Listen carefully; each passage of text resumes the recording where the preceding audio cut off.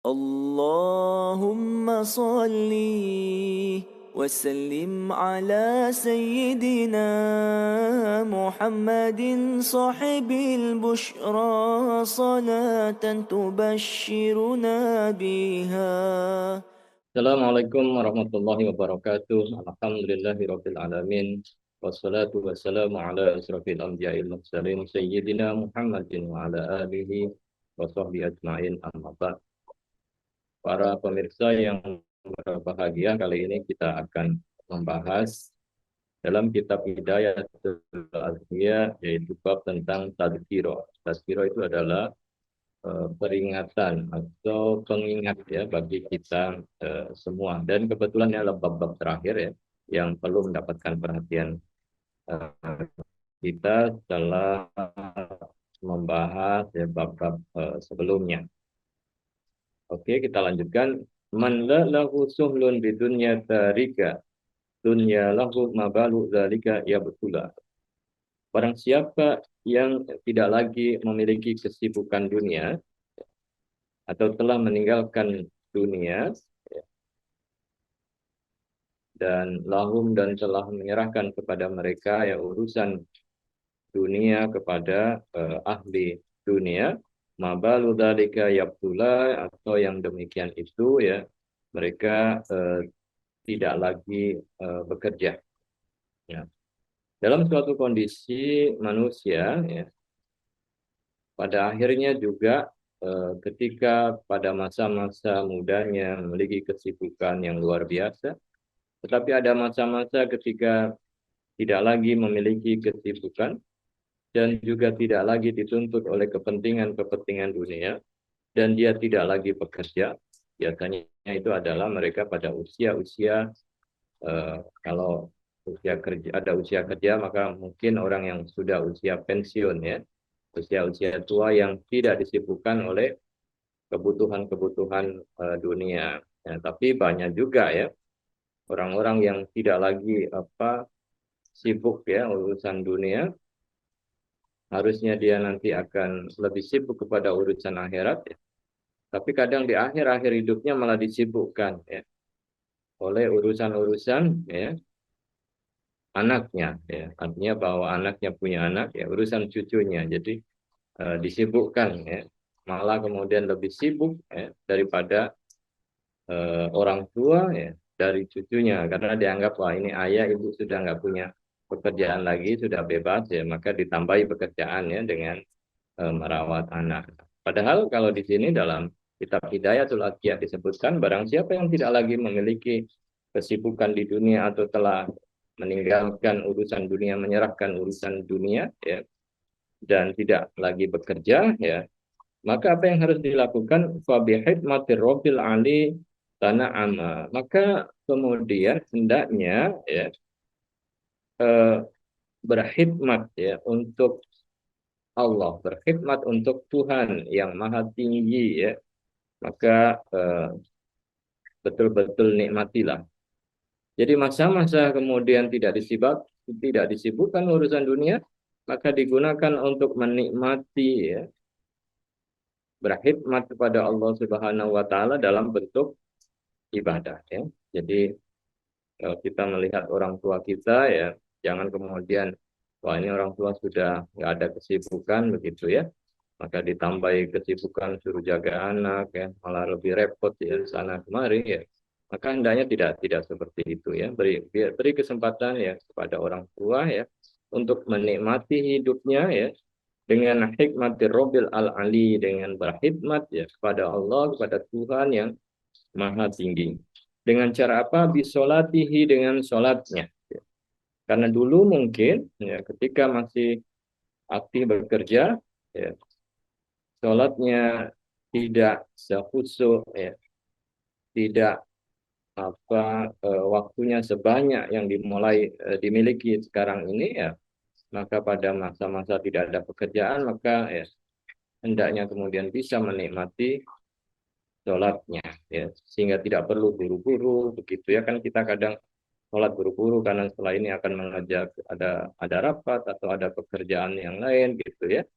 Bagi yang bekerja jam 12 istirahat, jam 1 nanti harus bekerja lagi ya karena pekerjaan itu ya. Belum lagi harus makan ya, biasanya untuk sholatnya lebih banyak ya, waktu untuk makan daripada untuk sholat gitu ya.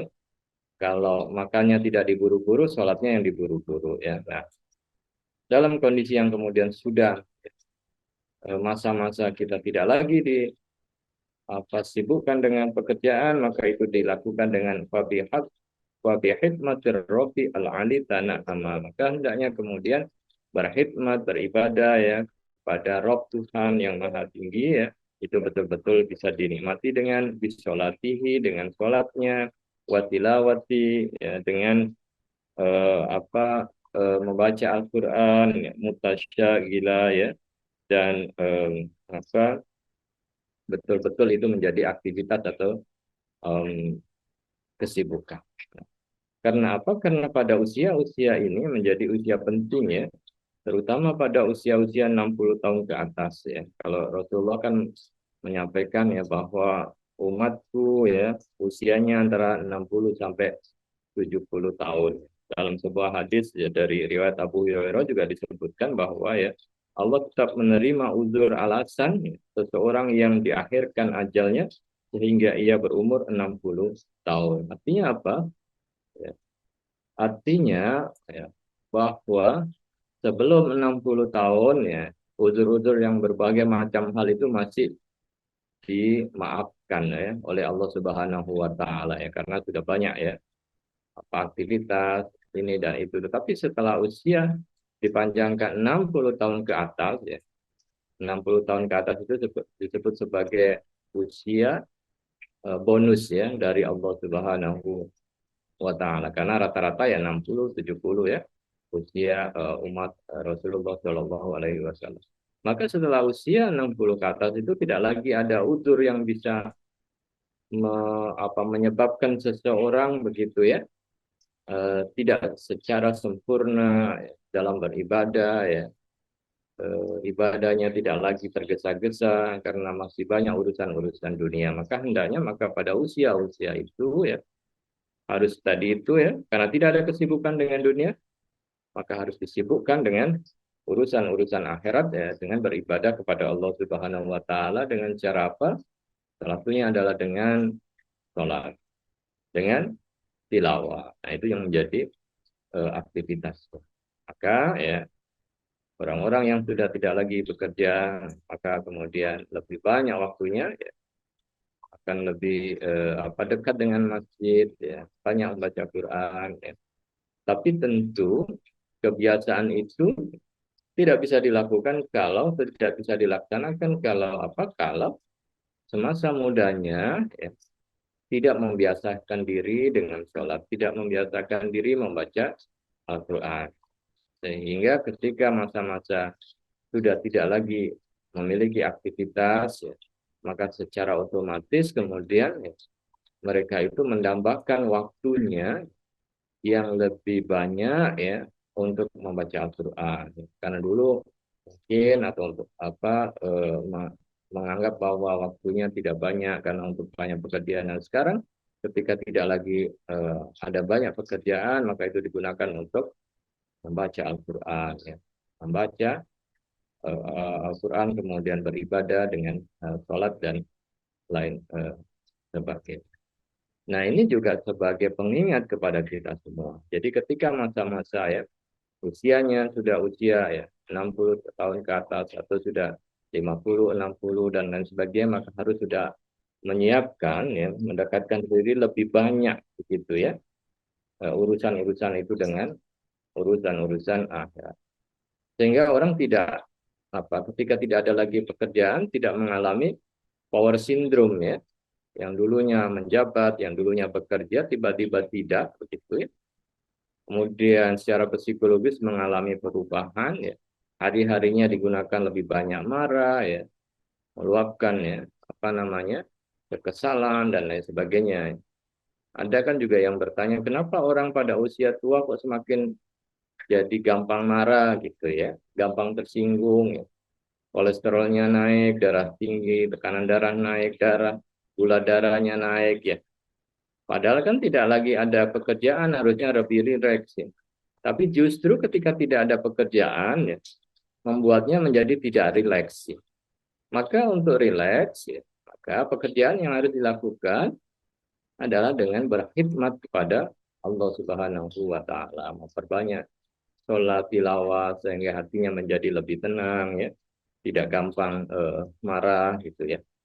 Mungkin kalau dulu masih punya jabatan, punya pekerjaan ya, orang banyak yang mendatangi ya, ada banyak yang kemudian memiliki kepentingan ya kepadanya, disapa dan lain sebagainya. Begitu tidak ada pekerjaan ya, ya ke kantor tidak lagi disapa karena bukan siapa-siapa begitu ya, menjadi asing. Nah, maka jalan yang harus dilakukan adalah ya mengatur dirinya dengan apa? Dengan aktivitas-aktivitas ya yang mendekatkan diri kepada Allah Subhanahu wa taala.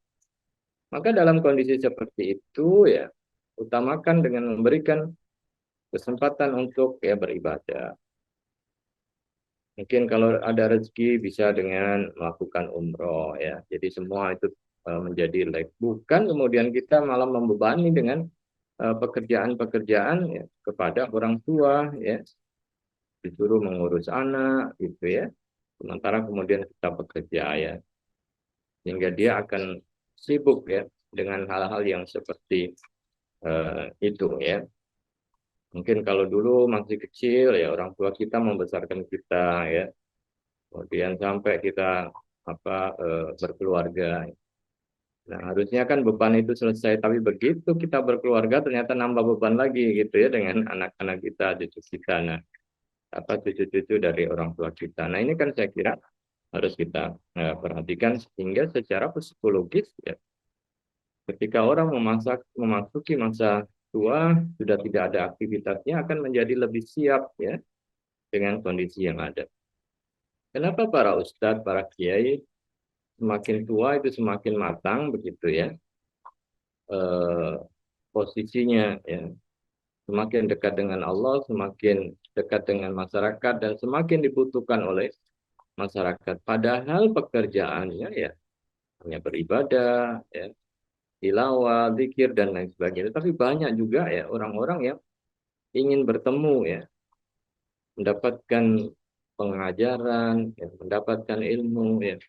Sehingga para kiai itu yang kiai-kiai sepuh itu juga sangat sibuk ya.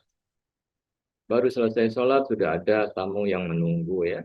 Tilawah, bayo dan lain sebagainya. Tetapi kita yang mungkin ya dengan pekerjaan-pekerjaan biasa begitu menjelang masa pensiun sudah merasa khawatir ya.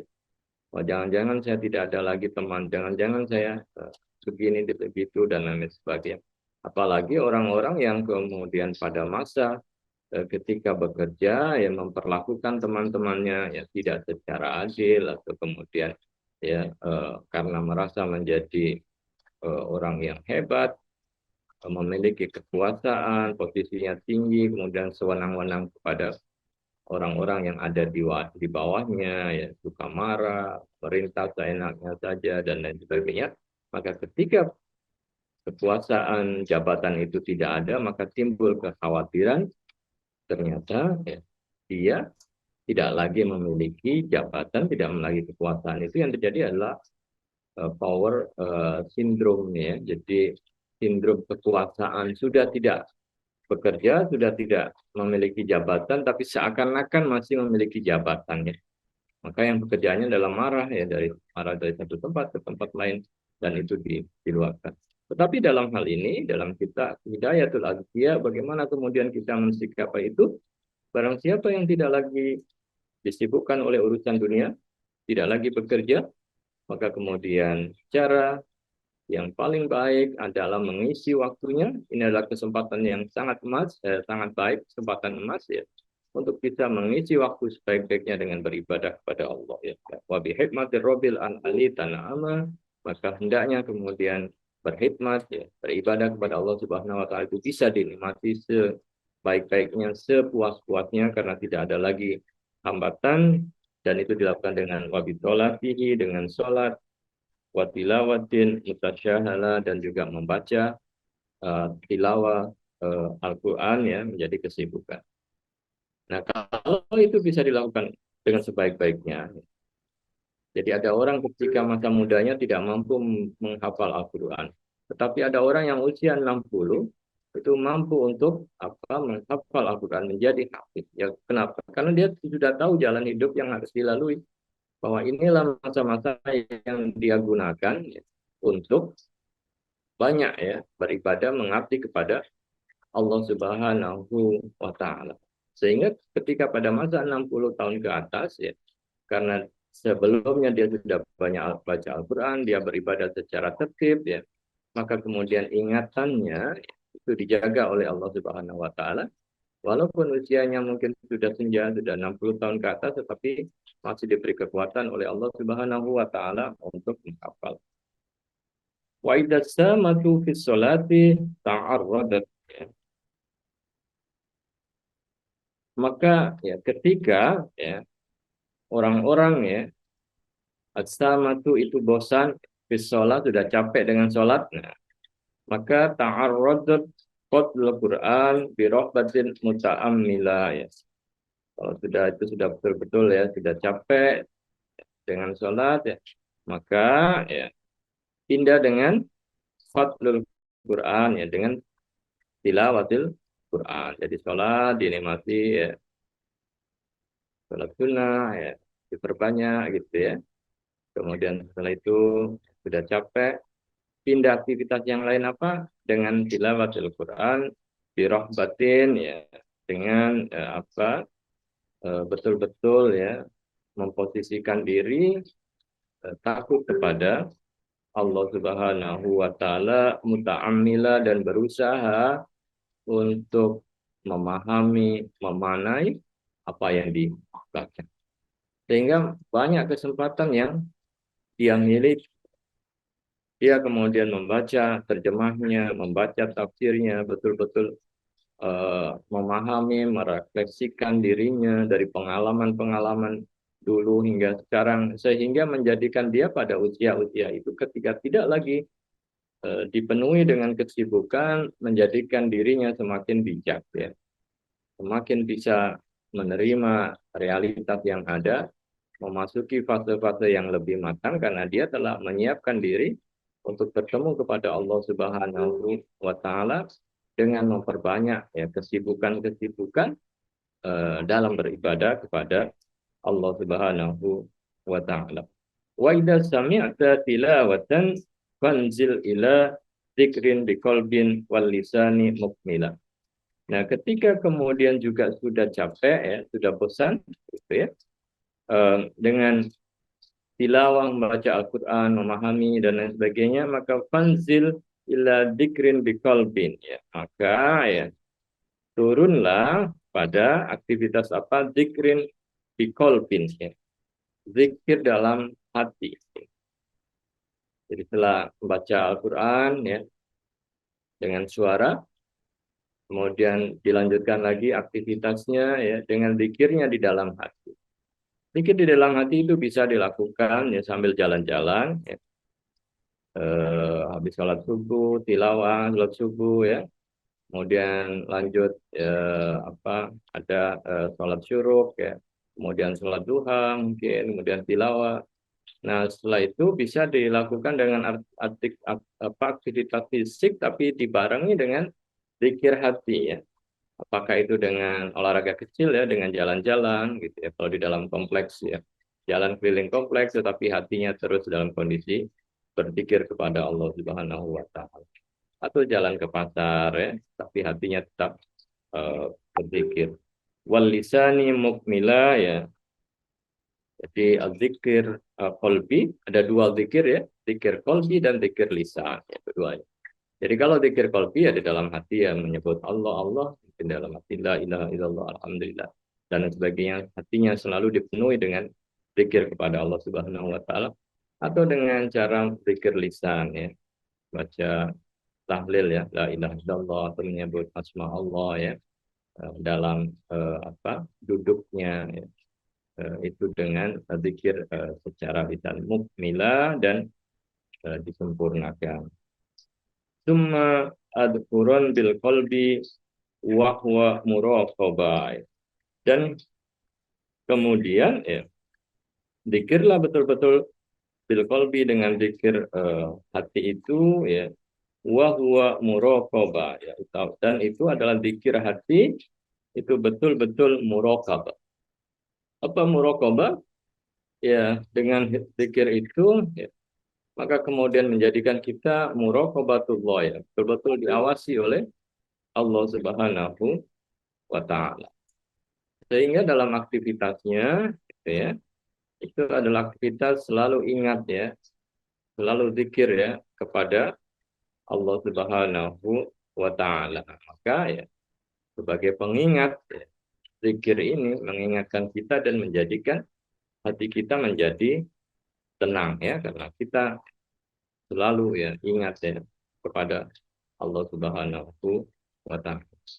Maka orang-orang yang dalam usia yang semakin matang itu harusnya ya, menunjukkan sikap ya yang semakin dewasa ya, kemudian memahami ya dengan baik ya realitasnya gitu ya. Bukan sebaliknya pada usia-usia tua tapi kecenderungannya menunjukkan kecenderungan yang semakin tidak stabil ya di dalam aspek psikologinya, di dalam aspek psikisnya ya, diluapkan dengan ya, suka marah-marah gitu ya. Kalau ada dosen yang senior itu, wah ini dosennya killer gitu ya. Di kelas gitu, tidak ngajar tapi full dari awal sampai akhir itu diisi dengan marah-marah ya. Mahasiswanya dimarahi, muridnya dimarahi dan lain sebagainya. Nah ini kan tidak lagi apa namanya mencerminkan itu, tetapi sebaliknya harusnya kemudian dia semakin ya, mawas diri ya, muraqabatullah diawasi oleh Allah Subhanahu wa taala, senantiasa berzikir menunjukkan ketenangan.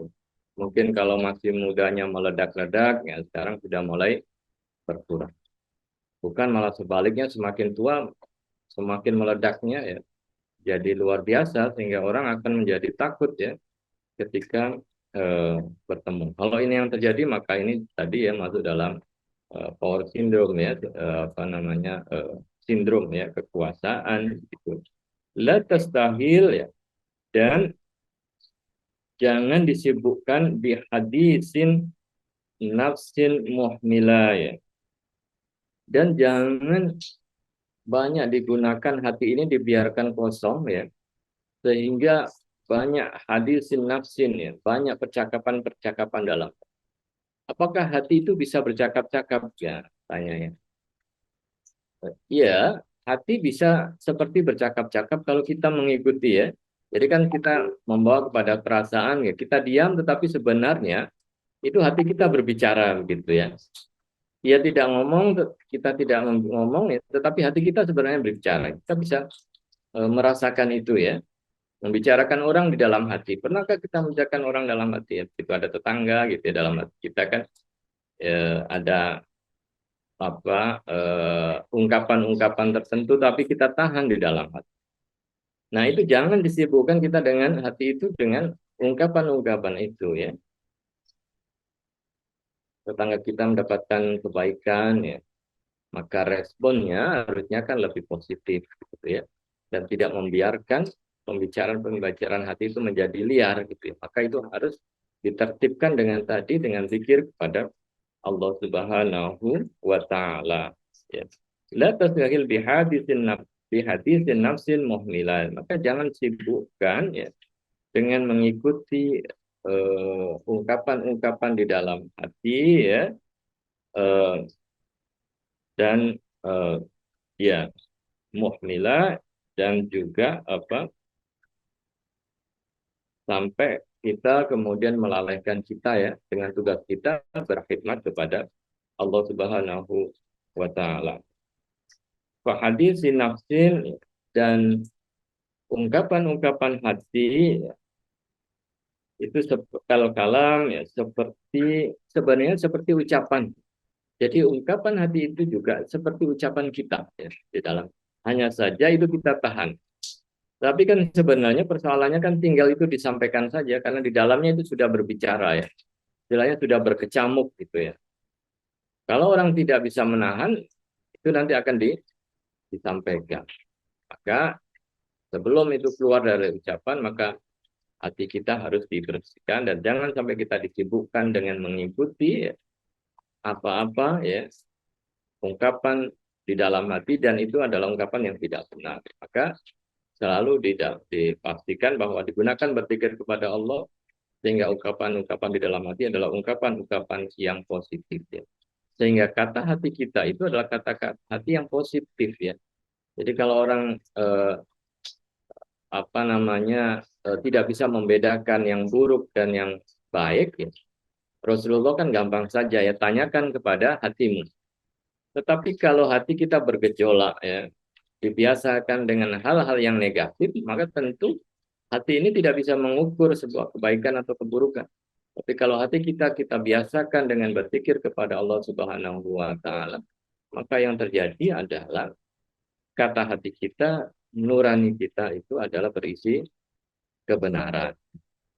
Kalau hati kita masih hati yang berkecamuk ya, dengan amarah, dengan sifat-sifat penyakit hati yang lain ya, maka tentu kita perlu untuk bertanya kepada yang ahlinya, kepada kiai, kepada ajengan dan lain sebagainya yang hatinya sudah tertata sehingga beliau bisa membaca hati ya. Dan tentu juga bisa membaca apa yang kita rasakan. Fa hadisi nafsin kal kalam bi al suniyah. Maka sesungguhnya ungkapan-ungkapan dahsyat itu juga seperti pembicaraan ya di al sunni ya dengan lisan kita. Jadi sebenarnya apa yang ada di dalam hati itu ya sama seperti apa yang dalam ucapan kita. Tapi kadang kita masih bisa menahan di dalam hati ya. Jadi akhirnya kan menenangkan hatinya dulu ya sebelum terekspresikan secara langsung. Tetapi ada juga orang yang tidak mampu untuk menenangkan diri begitu bergejolak dalam hati maka dia akan keluarkan. Yang terjadi kan meledak-ledak gitu ya. Tidak ada proses untuk menenangkan dulu. Nah, kalau kita sadar, oh ini salah, ini berarti saya nggak akan menuruti kata hati saya kan gitu ya. Maka dia tidak akan mengucapkannya. Kata hatinya dulu dikoreksi, direvisi, dibetulkan, nah, sudah berzikir, baru kemudian bisa lisan ya mengucapkan secara baik. Tetapi kalau hati kita sudah kita biasakan dengan kesibukan, berzikir kepada Allah Subhanahu wa taala, maka secara otomatis hati itu ketika merespon realitas yang ada di luar itu selalu pada sesuatu yang dinetralisir dulu kemudian positif dulu ya. Tidak langsung dikeluarkan. Karena apa? Kalau kita langsung mengeluarkan bisa saja responnya itu berlebihan atau justru salah di dalam ya, merespon atau mempersepsikan sesuatu. Sering orang kemudian salah paham gitu ya. Kenapa orang bisa salah paham tapi sudah meledak-ledak dulu marah-marah, baru setelah itu dia berpikir duduk dulu, oh ternyata bukannya. Akhirnya kan minta maaf ya. Bagus kalau minta maaf, tapi kalau tidak merasa paling benar gitu ya. Jadi yang sering kan orang kalau nggak salah paham, katanya kalau nggak salah paham, pahamnya yang salah gitu ya. Jadi nah ini saya kira bagaimana agar kita menyamakan ya antara yang di dalam hati kita dengan lisan kita. Karena di sini disebutkan bahwa hadisin nafsin kal kalam bi al sunni, bahwa ungkapan hati itu sebenarnya adalah sama seperti ungkapan lisan. Oleh karena itu sebelum menjadi ungkapan lisan, kalau hati itu kan yang tahu kita dan Allah ya. Dan itu sebelum kita ucapkan, kalau salah kita bisa beristighfar. Tapi kalau sudah terucap, berarti kan sudah menjadi ungkapan itu didengar orang banyak ya. Sudah tidak bisa ditarik lagi. Tetapi kalau di dalam hati masih bisa ya, sebelum dikeluarkan ditata terlebih dahulu. Ya, sekarang ini kan juga tidak hanya lisan.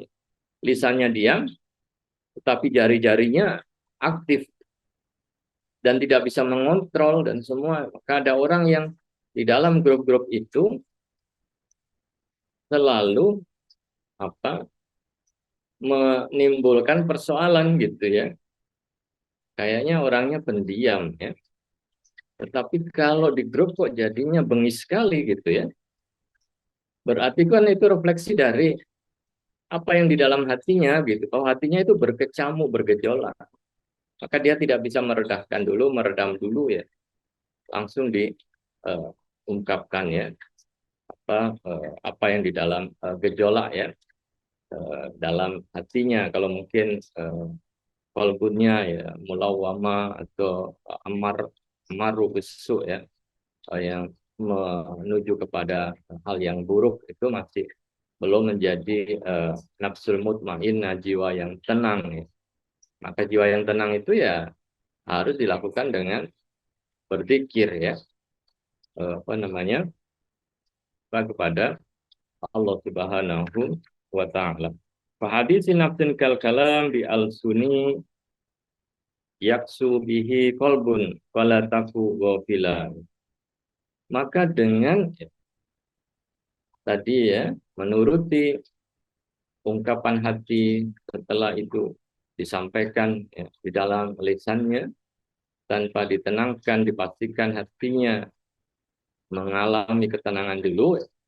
Maka orang kan sering ya tenangkan dulu ya, ditenangkan, tenang, sabar gitu ya sebelum merespon. Kalau sedang berdiri disuruh duduk dulu gitu ya agar posisi hatinya juga semakin baik. Kalau duduk masih marah-marah suruh tidur gitu ya. Kalau tidur masih marah-marah ya udah diselimutin saja gitu ya sudah. Nah, eh, ini anjuran kita agar kemudian kita bisa menata. Karena apa? Karena hati itu akan menjadi semakin mengeras ya. Yaksubihi akan mengeras ya. Kolbun maka mengeraslah dengan tadi itu ya ucapan-ucapan kita ya. Tanpa ditenangkan terlebih dahulu akan menjadi hati kita menjadi yaksu bihi kolbun maka hati kita akan menjadi keras ya. Fala taku ghafila ya dan jangan sampai kita menjadi orang yang lalai. Artinya ini harus diperhatikan. Inilah yang kemudian disebut sebagai tadkiro ya. Peringatan kepada kita. Jangan kemudian menjadi orang yang tanpa berpikir terlebih dahulu. Sebenarnya kan antara berpikir dengan otak dengan hati itu kan harus di apa namanya diseimbangkan begitu ya.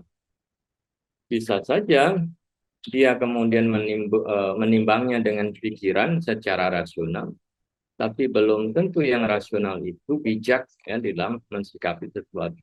Maka pikiran harus diseimbangkan dengan hati.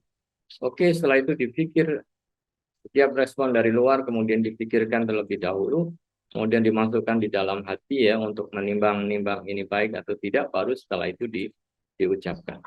Tapi kalau kita tidak membiasakan untuk menenangkan hati kita, mengatur hati kita dengan pikir, lama-lama hati kita menjadi keras atau hati kita menjadi menghitam ya. Karena hati itu kan yang paling penting ya. Kalau dalam hadis itu kan dalam diri ada segumpal darah gitu ya, dan itu adalah hati. Ya, maka kalau hatinya itu buruk, maka buruklah semuanya begitu ya. Kalau hatinya mengeras gitu ya, kan orang sebenarnya yang paling berbahaya itu adalah hatinya yang keras ya. Keras hati, bukan keras kepala ya. Kalau keras kepala ya masih bisa ini kan apa namanya secara rasional begitu ya. Orang tidak bisa diatur ya. Karena kepalanya pasti kepala keras. Tapi hati yang lunak itu kalau sudah mengeras ya, berarti kan sudah tertutup ya petunjuk hidayah dari Allah Subhanahu wa taala. Karena hati itu menjadi sangat penting ya. Apabila kita ingin ya mengetahui sesuatu baik buruknya kan sabda Rasulullah adalah tanyakan kepada hatimu. Maka hati itu akan menjadi cermin. Tetapi kalau hatinya menghitam, ya, semakin lama semakin buram, bagaimana kita bisa menjadikan ya, hati kita sebagai cermin untuk melihat kebaikan. Nah, oleh karena itu, ya, maka ada kesempatan-kesempatan yang baik ya yang itu bisa dilakukan ya, bagi mereka yang menjelang usia-usia, sudah usia-usia senja, ya, 50, 60 ya, dan seterusnya, itu memang sudah waktunya untuk fokus ke arah sana. Tapi yang muda-muda apakah kemudian harus menunggu 60 ya? Tidak juga gitu. Kalau dari awal dia sudah mulai ya, melatih dirinya, membiasakan hatinya untuk ya, terasa dengan baik, membiasakan hatinya untuk berpikir kepada Allah Subhanahu wa taala dan menyelaraskan ya. Jadi hati itu harus ditata dulu.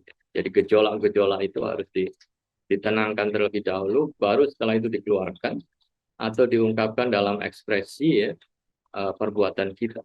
Karena kan kalau keimanan ya, orang yang memiliki iman yang baik, maka sesungguhnya dia memiliki hati yang tenang, dia memiliki hati yang bersih. Ya. Maka disebut dengan hati yang tulus ya, yang kemudian tidak ya mudah untuk menjudge ya seseorang secara cepat begitu ya terhadap realitas di atas yang ada sebelum dia pikirkan baik dengan berpikir dengan menggunakan akalnya atau juga kemudian berpikir dengan menggunakan hatinya. Maka saringan yang apa paling kuat ya. Jadi dalam setelah dipikirkan juga jangan langsung kemudian diucapkan, tapi diindahkan terlebih dahulu ya dalam hati kita. Tetapi kadang kita harus merespon secara cepat. Maka kalau pikiran hati kita sudah terbiasa, maka itu juga secara otomatis ya. Jadi respon dari luar kita pikirkan dalam hati itu kan cepat, setelah itu kita ucapkan. Tidak perlu waktu yang banyak gitu ya. Dan itu ekspresinya juga akan baik. Berbeda dengan ya, orang-orang yang kemudian tidak bisa menata hatinya, masih bergejolak, masih meledak-ledak gitu ya. Dengan perasaan geram, mungkin marah gitu ya. Mensikapi apa yang disampaikan oleh orang lain atau atas perbuatan orang lain terhadap kita dan kita akan terburu-buru ya, di dalam merespon sesuatu, maka yang terjadi adalah yang timbul adalah justru amarah, kemarahan ya dari kita. Nah, ada kesempatan bagi kita kalau hati kita tiap hari kita bersihkan, maka itu akan cepat ya untuk menyaringnya. Tetapi kalau hati kita tidak sering kita bersihkan, kita sucikan dengan berpikir kepada Allah Subhanahu wa taala, maka tentu akan berat ya untuk menyaring dan menetralisir ya energi yang positif dari luar. Kemudian kita ubah menjadi yang lebih positif dan itu butuh waktu. Pemirsa yang berbahagia, nah inti adalah inti dari tadkiro ya, pengingat ya bagi kita yang di dalam kitab Hidayatul Adqiya ini diletakkan di akhir ya. Ketika kita di awal ya sudah memulai dengan berbagai amalan-amalan yang disukai oleh Allah Subhanahu wa taala, amalan-amalan yang dilakukan oleh para aulia ya, orang-orang yang dikasihi oleh Allah Subhanahu wa taala. Dan tentu kita berharap ya dari awal sampai akhir kita akan masuk ya menjadi hamba-hamba Allah yang itu menjadi hamba Allah yang husnul khotimah yang di akhirnya itu adalah menjadi akhir yang baik. Ada orang yang di permulaan baik tetapi kemudian di akhirnya tidak baik, maka itu menjadi su'ul khotimah. Tapi kalau di awal baik, kemudian perjalanan baik, di akhir baik, maka itu husnul khotimah. Bagi orang yang di awalnya tidak baik, maka kemudian berharap, ya, berdoa agar kemudian, atau kita doakan di akhirnya adalah masa-masa yang baik. Maka ada masa peringatan. Ya. Jadi kalau sudah 60 tahun, ini sudah tadkiro. Yang harus kita gunakan sebaik, dan itu diberi kesempatan oleh Allah Subhanahu wa Ta'ala untuk kemudian bisa menggunakan waktu sebaik-baiknya. Tapi kita tidak tahu bahwa kadang azal itu datang begitu saja, tidak mengenal waktu, tidak mengenal usia, maka tentu dari awal juga harus kita persiapkan. Tapi bagi kita yang kemudian diberi kesempatan umur oleh Allah Subhanahu wa taala sudah menginjak usia ya, katakanlah dimulai dari 40, kemudian 50, 60, maka ini adalah usia-usia yang harus kita gunakan berkhidmat kepada Allah Subhanahu wa taala. Ketika kita sudah tidak lagi memiliki kesibukan, tidak lagi di banyak ngurusi ya urusan-urusan dunia, waktu kita menjadi lebih longgar, maka gunakanlah, nikmatilah itu usia itu ya. Dan semoga Allah juga berikan nikmat kesehatan kepada kita itu dengan beribadah kepada Allah Subhanahu wa taala. Dengan sholat, dengan tilawah, dan kalau itu sudah capek, ya, maka kemudian berzikir, menata hati kita, maka insya Allah ya, hari demi hari akan kita semakin baik. Saya kira ini ya, sebagai bagian dari bab tadzkirah, semoga kita bisa memahami dan tentu yang paling baik adalah bisa mengamalkan. Semoga Allah Subhanahu wa taala meridhoi kita semua dan menjadikan kita hidup kita ya hidup yang bahagia di dunia dan akhirat. Kurang lebihnya mohon maaf. Wallahul muwaffiq ila aqwamit thoriq. Wassalamualaikum warahmatullahi wabarakatuh.